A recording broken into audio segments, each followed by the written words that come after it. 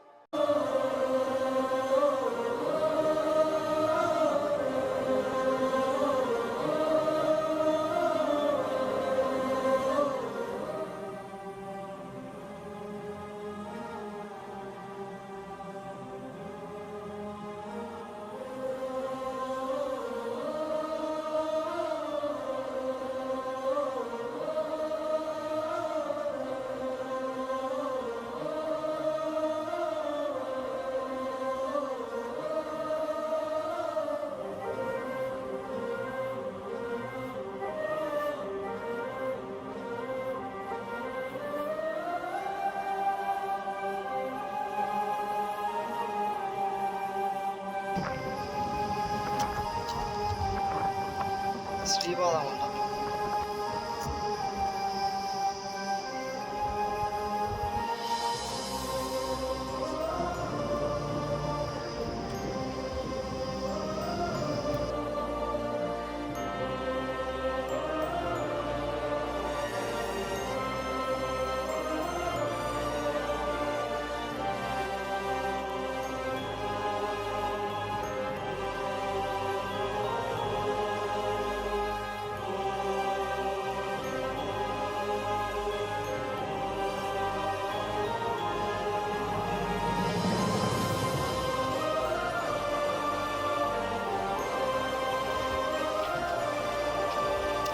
ఆడికి ఉంది నా ఇప్పుడు దావా ఆడికి పోవాలా మనము.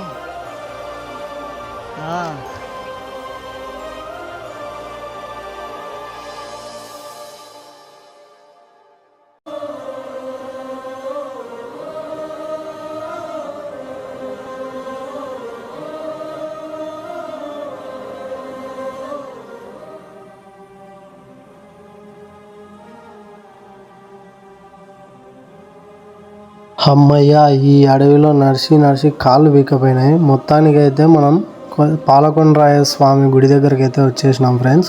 సో ఇదే అన్నమాట పాలకొండరాయ స్వామి గుడి ఎంట్రన్స్. సో చూడండి, వచ్చే దారిలో మాత్రం చాలా జాగ్రత్తగా చూసుకొని రండి. ఎందుకంటే కొండ ఎక్కేటప్పుడు కొంచెం దూరం అయితే తాపలు ఉంటాయి బాగానే.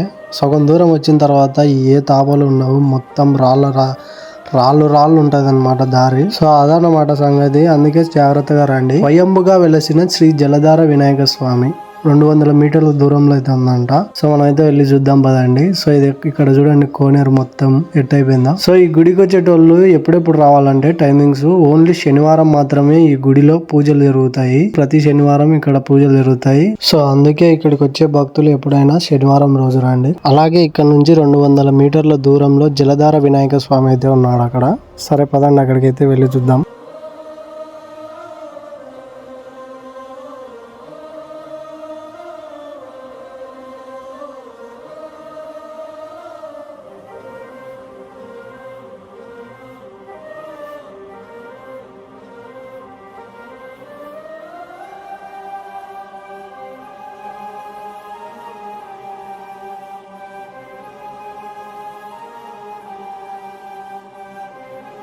ఇక్కడ నుంచి వచ్చే నీటితోనే ఈ పాలకొండ వాటర్ ఫాల్స్ అనేది ఏర్పడింది ఫ్రెండ్స్. సో ఇప్పుడైతే వర్షాకాలం కాదు కాబట్టి ఇక్కడ వాటర్ అయితే ఏం లేవు. వర్షాకాలంలో అయితే ఈ లొకేషన్ చాలా అద్భుతంగా అయితే ఉంటుంది ఫ్రెండ్స్. ఈ దట్టమైన అడవిలో కొన్ని వందల కిలోమీటర్ల నుంచి ఆ నీరు ప్రవహిస్తా ఇక్కడికి వచ్చి దాదాపు 150 అడుగుల ఎత్తు నుంచి కిందికి జలధార పడుతుంది అనమాట. సో ఈ వాటర్ ఫాల్స్ చూడడానికి ఈ చుట్టుపక్కల ప్రదేశాల నుంచి చాలా మంది అయితే వచ్చి చూస్తారనమాట. ఇక్కడ పారే ఆ నీటి ద్వారానే ఒక పెద్ద బండరాయి మీద ఈ జలధార వినాయకుడు అయితే మనకు కనిపిస్తాడు అనమాట. దాదాపు దగ్గరికి అయితే వచ్చేసినాం ఫ్రెండ్స్. అలాంటి చూద్దాం. ఇంకా ఈ జలధార వినాయకుని హిస్టరీ ఏంటంటే, ఒక ఇద్దరు అన్నదమ్ములు ఈ పాలకొండరాయ స్వామి గుడికి వచ్చినప్పుడు ఆయన ఒక మనిషి వచ్చి ఇక్కడ అడవిలో లోపల ఒక వినాయకుని విగ్రహం ఉంది చూపిస్తారా అని తొలగొంపోయి ఆ వినాయకుడిని చూపించిన తర్వాత ఆయన కనపడలేదంట. ఆయన అదో అక్కడ కూర్చొని ఉన్నాడు కదా, ఆ అన్ననే అనమాట. ఆ అన్నకు వచ్చి చూపించి వెళ్ళిపోయినాడంట.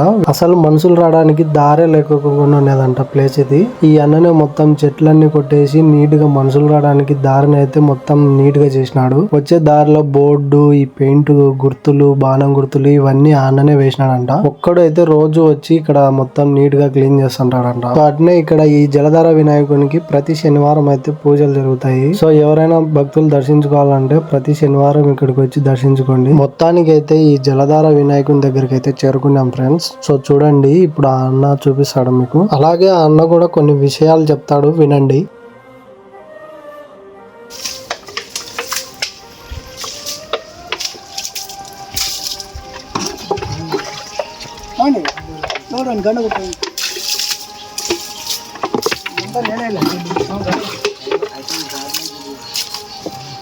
గవర్నమెంట్ ఎంప్లాయీ, ఇది లైబ్రరీ అని జాబ్ ఉంది. వినాయకుడు నాడు చూపిస్తారని చెప్పేసి తీసుకొచ్చి తనంతా కూడా ఈ రాళ్ళు ఒకటి కూడా లేదు అప్పుడు. ఈ రాళ్ళన్నీ నేను ఫ్రూట్స్ పెట్టుకునేది నేను ఏర్పాటు చేసుకున్నాను. అయితే రాళ్ళు లేకపోతే ఆటోమేటిక్గా ఒక నెలకి చెట్లు వచ్చేస్తాయి ఎక్కడైనా సరే. అలాగే చెట్లన్నీ వచ్చేసి మూసుకుపోయినాయి స్వామి. మూసుకుపోయింటే అతను పైనుంచి చూస్తున్నాను, పైన కోనేరు ఉంటుంది. ఆ కోనేరు దగ్గర నుంచి తీసుకొని వచ్చేసి ఇక్కడికి వచ్చిన తర్వాత ఈ చెట్లన్నీ ఓపెన్ చేసేసి చూపించినాడు. చూసిన తర్వాత ఏమున్నాడు ఆ వినాయకుడు అనేసింటే, ఉన్నాడు కదా సార్, మట్టే ఉన్నాడు అనేసింది. అంటేనే మరి నేను పోతున్నాను అనేసినాడు. ఇంటి వైపు నుంచి వెళ్ళిపోయాడు. మరి నేను పోతున్నాను అనేసి అంటే, సరే సమయం ఓకే బాయ్, రేపు వెళ్తాంలే అనేసి చెప్పేసి క్లీన్ చేసుకుంటా బీజేపీ. 5 ఏళ్ల క్రితం కనబడిన మనిషి మళ్ళీ చూడాలని అనుకుంటా ఉన్నా కానీ రెండోసారి ఇంతవరకు కనబడలేదు. అప్పటి నుంచి నేను అన్న వచ్చి పూజలు చేసుకుంటాను. పోయిన సంవత్సరం నుంచి నాకు అనిపించి నేను ఇప్పుడు ఒంటిమిట్టలో డ్యూటీ చేస్తాను. ఈ రోజు అటెండెన్స్ చేసుకొని ఇప్పుడు ఇక్కడ ఉన్నాను. ఒంటిమిట్టనే కాబట్టి మళ్ళీ ఈవినింగ్ నేను ఉండే రవీంద్రనగర్ ఇక్కడ. అయితే మళ్ళీ పోయేటప్పుడు వేసుకొని మళ్ళీ వెళ్ళిపోతాను. అదే రాయచోటి కానీ పులివెందులకు వెళ్ళిపోతే ఇంత దూరం రాలేండి, చాలా లాంగ్ కాబట్టి. అంతలోపు నేను వెళ్ళేలోపు అందరికి తెలియజేయాలా ఎట్లయినా సరే, ఇది అందరికీ ఇక్కడికి వచ్చి పోతూ ఉండాలి భక్తులు. ప్లేస్ కూడా బాగుంది ఇది లొకేషన్ అని అనిపించి నాకు. ఫస్ట్ పాయింట్ పైనుంచి రాకూడదు, తలపై నుంచి అందరు చెప్పులు వేసుకోవడం, కాళ్ళతో నడుచుకోవడం. ఫస్ట్ రూట్ అదే పైనుంచి వస్తారు అట్లా. ఆ నుంచి రూట్ ఉంది. అయితే అక్కడి నుంచి అట్లే పోవచ్చు గుడికాడికి మీరు పోతాయి ఆడిపోతాయి. అయితే ఇట్లా రాకూడదు జనాలు అని ఎట్లా బానించిన అనుకొని చూస్తే ఈ రూట్ అయితే బాగుంటుంది అనుకుని ఈ రూట్ సెలెక్షన్ చేసుకొని పిల్లోళ్ళు పెద్దోళ్ళు కూర్చొని దిగాలంటే కష్టం ఈ రూట్. అందువల్ల ఈజీగా ఉండే రూట్ ఉంటే అందరు రాగలుగుతారు. అందరు వచ్చినారంటే పూజలు బాగా జరుగుతూ ఉంటాయి, మనం ఉన్నా లేకపోయినా కూడా అని అనిపించేసేసి ఇంకా ఇంటి దగ్గర నుంచి కత్తి చేసుకొని సుత్తి చేసుకొని గడపాలు చేసుకొని చెట్లు కొంచెం కొట్టేసి రాళ్ళతో జరిపేసి గడపాలతో సుత్తితో రాళ్ళు పెట్టి పోదానికి ఒకటి వేస్తే బోర్డులు పెట్టేసి 6 మాటలు వేస్తాం.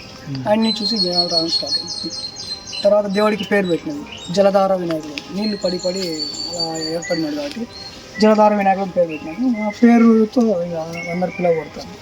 స్వామి వచ్చేసి చూడడానికి వచ్చేసి కిరీటం పెట్టుకున్నట్టు తొండంతో లడ్డు పెట్టుకున్నట్టు లాగా ఉంటుంది.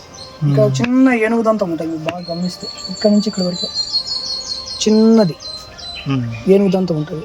ఈ స్వామి పక్కన వచ్చేసి ఏనుగు ఆకారం తల వరకు మాత్రమే ఒక సైడ్ చూస్తూ ఉంటుంది. ఇక్కడ నుంచి ఇక్కడ వరకు ఏనుగు హెడ్ ఒక సైడ్ చూస్తున్నట్టు, మధ్యలో కన్ను లైట్గా తొండం కలుగుతుంది. మీకు కెమెరాలు బాగా పడుతుంది, ఫోటోస్ తీసుకున్నాను సూపర్ పడుతుంది. వినాయకుడు పక్కన ఏనుగు ఒక సైడ్ చూస్తున్నట్టు ఉంటుంది, హెడ్ వరకు మాత్రమే. ఈ స్వామి వచ్చేసి కాణిపాక వినాయకుడు ఉంటుంది. కాణిపాక వినాయకుడు కూడా ఇలాగే ఉంటుంది సేమ్.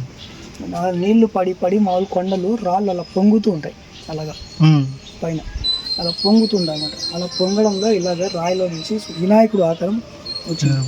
అంతే ఇట్లా మీరు అప్పుడప్పుడు వస్తుందండి పుట్టినండి 10 మందికి తెలియజేయండి.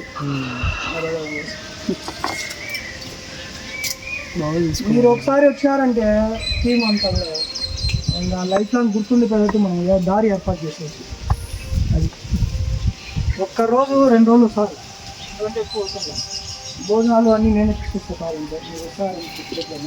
సో విన్నారు కదా. సో ఎవరైనా సరే ఇకని నాకు హెల్ప్ చేయాలనుకునేటోళ్ళు ఎవరైనా సహాయం చేయాలనుకుంటే నాకు కింద కామెంట్ చేయండి ఫ్రెండ్స్. అలాగే అక్కడ గుడి కట్టడానికి కూడా ఎవరైనా ముందుకు వచ్చే వాళ్ళు ఉంటే మనకు కింద కామెంట్ చేయండి. సో ఇక్కడ ప్లేస్ కూడా చాలా అద్భుతంగా అయితే ఉంటుంది. వర్షాకాలంలో అయితే ఇంకా చూడడానికి చాలా అద్భుతంగా ఉంటుంది. సో ఇక్కడ మనం ఏదైనా అప్డేట్ చేయాలంటే 10 మందికి తెలియాలి కాబట్టి 10 మందికి తెలియజేయండి. అలాగే మన ఛానల్ ని సబ్స్క్రైబ్ చేసుకొని లైక్ చేసి షేర్ చేసి కామెంట్ చేయండి. Bye bye.